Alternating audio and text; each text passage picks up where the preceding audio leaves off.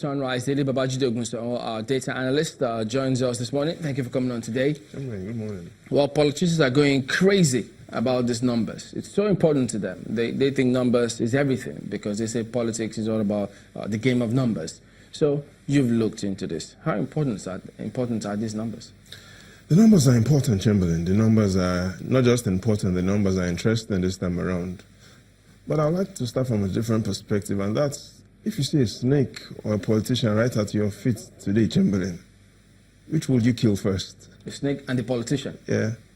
I'll think about that. You'll probably be dead by thinking. But who kills me first, the politician or the snake? Well, you know, there are three arguments that three simple arguments I want to share with you this morning. And the first is that we do not have political parties. The second argument, well, no, we don't. The second argument is there were no defections. And the third argument is that it will reveal who will win 2019. They're going to like this. So the first argument, we don't have political parties. Let's look at exactly what had happened this time around 4 decades ago when this whole presidential system started. The same issues. Defection, mergers, coalition. So even though we had 5 parties that wanted to give us a president, the Nigerian People's Party, the National Party of Nigeria, the Greater, the GNPP, the PRP, we had those 5 parties. 6 months to the August 11 election of 1979, just as 6 months to next year's election, it was all about mergers and coalition. And so it was about the Nigerian People's Party, the NPP led by Nnamdi Azikiwe, and the PRP, they were considering mergers. But while all of this was going on in 1979, 6 months to that election, there was a 16-year-old boy that was watching. A 16-year-old boy was taking notes. A 16-year-old boy was learning. His name, Bukola Saraki. And so, 4 decades after, we should ask ourselves, what lessons are we teaching today's teenagers? We can see consistency in the last 40 years. It's been about defections, power, and their personal interest. And so we've seen more of social parties based on this evidence than political parties. That is the first argument. Social parties, not political parties. The second argument is there really were no defections. Can I prove it? Oh, yes, I can. Let's look at the US, where we take a cue from our Constitution. When they had their first Congress, now this is over 2 centuries ago, their then Senate President John Adams had said the Congress was all about continuity of service. Continuity of service. So we should ask ourselves, in Nigeria's Congress, 109 senators, how many senators have been senators 2007, 2011, and 2015? Chamberlain, we've got only 13 senators that have been in 3 consecutive National Assemblies. Out of these 13 senators, how many defected? 0. And so if we call the Senate a house of continuity of service, and we've only gotten 13 senators that have been in the Senate 07, 011, 015, and none of these 13 senators have defected, then should we call this a defection? Indeed, Chamberlain, out of these 15 senators that are trying to change parties and are undecided, if you look at that list of 15 senators, all of them, excluding 3, are first-time senators, excluding the senator from Kwara State, excluding Senator Barnabas Genade of Benue State, and excluding Senator Nasif Suleiman from Bauchi State. Those are the only 3 senators that are not first-time senators from these defecting senators. Even though some of them were governors. But they are defecting for what purpose? So let's look at them and ask ourselves, How much experience do they have as senators? Is that going to likely tell us who will win? Oh yes, and that is the third argument, which Nigerians are really bothered about. And the third argument has two parts. The first part is, if today I were Adams Oshiomhole, will I lose sleep? And the evidence does show, if I were Adams Oshiomhole, not only will I not lose sleep, I'll be snoring. Well, and if you check the headlines today, why wouldn't you find the names of Adams Oshiomhole in today's headlines? Because he is snoring. But I thought the PDP too didn't lose sleep at that time. Oh yes. And they lost elections eventually. But there's a second argument, and that is, if I were Atiku Abubakar, I'll be dancing Galala. Indeed, I'll be writing the list of my ministers today. While so one let's, person is snoring. Oh, so let's look at those two arguments. Why should Oshiomhole be snoring? And why should Atiku be writing the list of his ministers today, or whoever is the candidate of the opposition coalition? There are three reasons why Oshiomhole today, this morning, is still asleep. The first is President Buhari has consistently made political progress across all his elections. What do I mean? So in 2003, he started off by winning only 10 states, all the states in the Northwest excluding Kaduna State, and in the Northeast, he won Borno, Bauchi, Gombe, and Yobe. Fast forward to 2011, he won those same 10 states plus 2 additional states, Niger State in the North Central, and then he completed his victory in the Northwest. He added Kaduna. Fast forward to 2015, he won those same 12 states plus an additional 9.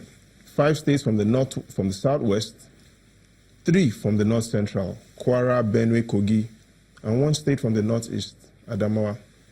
And so as Oshiomhole, if you have a candidate that has consistently been making political progress, you will be snoring. The first reason why you will be snoring. Second reason why Adams Oshiomhole, the comrade chairman, will be snoring is because Buhari has a political strategy. What do I mean by Buhari has a political strategy? In 2015, 80% of his votes, oh yes, came from the North. So President Buhari had 12.3 million votes in the North. But here's what nobody wants to tell you. More than half of his votes, 7.1 million votes, came from only one region, the Northwest. So here's what we should ask ourselves. Is President Buhari still very strong in the Northwest? And the comrade chairman thinks so. Here's his argument. 7, all the governors from the Northwest are still in the APC. But again, someone is whispering to him that it is possible that the governor of Sokoto State moves to the PDP. Depletes the Northwest? But again, the argument and what Oshiomhole is saying is that out of the 3 states that President Buhari had over 1 million votes, Sokoto State wasn't one of them. Oh yes, Sokoto is important, but President Buhari did not get 1 million votes in Sokoto, only 671,000 votes. So Oshiomhole will not lose sleep. But again, someone is challenging him that, what will you do now that Rabiu Kwankwaso is in the PDP? Again, let's listen to Oshiomhole's argument. Oshiomhole is telling us that in 2011, when Rabiu Kwankwaso came for re-election, how many votes did he get? 1.1 million votes. But then President Buhari, or candidate Buhari, who was the CPC candidate then, same 2011, scored 1.6 million votes. Here's what it means. Based on that data, families living in Kano State love Buhari more than Rabiu Kwankwaso. And so, comrade, the chairman of the APC clearly will be snoring. Now, the third reason why he will be snoring is the foot soldiers. Today, the Northwest should have 21 senators. Senator Booker, may his soul rest in peace, is no longer with us. So we've got 20 senators. 14 out of those 20 senators, APC. In simple terms, 70% of all senators in the Northwest, President Buhari's stronghold, are still in the APC. What about the House of Reps? There are meant to be 92 House of Rep members. 67 of these members are still in the APC. In simple terms, Chamberlain, 73% of all House of Rep members are still in the APC in the Northwest. So clearly, some man staying in Abuja is snoring. But here's why Atiku Abubakar, or whoever the coalition brings up, will be dancing and drawing up their own list of ministers. The first is President Buhari has never won a state in the South-South. That is a fact. In all of his elections, he's never won in Rivers, Delta, Akwa Ibom, Bayelsa, Edo, Cross River. He has never won any of those states. What about the Southeast? He has never, ever, since he was born, since he's been contesting to be president, he's not won one state in the Southeast. So let's look at what's going on in the North Central as well. Today, Benue State, PDP governor, 2 out of 3 of those senators in the PDP. Kogi State, all 3 senators are in the PDP. Plateau State, President Buhari has never won an election in Plateau State. Which other state? Kwara State. Today, we know where the Kwara State governor is going to. 2 out of 3 of those senators are in the PDP. You might want to talk about Niger State. The challenge with Niger State is all the senators in Niger State are what you can call baby senators. They are being in the Senate only for the first time. So they're also going to be fighting for their survival. What about Nasarawa State as well? President Buhari has never won an election in Nasarawa State. So clearly, it will take more than a miracle, Chamberlain. It will be easier for you to kill a lion with your bare hands than for President Buhari, based on this data, to win the North Central. Even though I'm not Samson. But what about when the president contested with Yaradua? Oh yes, when he contested with Yaradua, that was one of the elections that was said to be one of the most fraudulent. He didn't get those 12 million votes.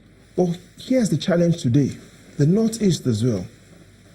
A lot of interesting things will be happening in the Northeast. You know that Borno, Gombe, Taraba will be having fresh governors. Bauchi, currently, majority of the senators are in the PDP. Adamawa, Atiku Abubakar. But in the final analysis, what is most important to Nigerians and why we should be worried? We might talk about that next week. But let's not forget that men of power today do not read. Yet, men who do not read are unfit to rule. Michael Foot. Well, next week, we should continue this.